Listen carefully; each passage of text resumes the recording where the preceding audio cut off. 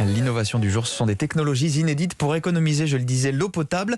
Vous avez trouvé par exemple un robinet qui se contrôle à la voix. Oui, oui, et je trouve ça. Pourquoi la voix ça vous laisse sans voix. Ça me laisse sans voix. Et pourquoi la voix? Mais parce que on va pouvoir demander des choses très précises, comme par exemple, remplis-moi un biberon de 120 millilitres.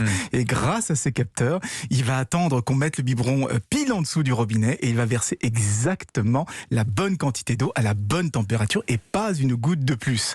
Même chose quand on veut se laver les mains, ça fonctionne un peu comme dans les toilettes publiques, c'est-à-dire que l'eau ne va couler que si on a les mains juste en dessous. Alors bien sûr, il y a toujours un levier manuel pour s'en servir comme n'importe quel robinet, mais avec la commande vocale, on va pouvoir économiser l'eau en versant uniquement ce dont on a besoin, et c'est un produit qui est proposé par la société Moen. On commence aussi à voir apparaître des stations d'épuration d'eau personnelles. Oui, et je trouve ça formidable, parce qu'on nous répète d'économiser l'eau, que les nappes se vident, qu'on pourrait bientôt en manquer, et pourtant, on n'arrête pas d'en gaspiller à chaque fois qu'on tire la chasse d'eau ou qu'on lave son linge, parce qu'on le rappelle, c'est de l'eau potable qui coule. D'où cette idée d'une mini station d'épuration personnelle, alors qui fait quand même la taille d'un très gros frigo. Ouais, mini, il faut le dire vite.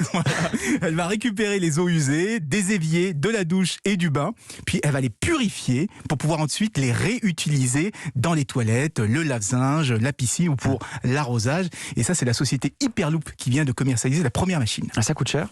Alors, un petit peu, puisque ça coûte 4 000 €, mais on recycle jusqu'à 95% des eaux du foyer et on ne gaspille plus l'eau potable en tirant la chasse.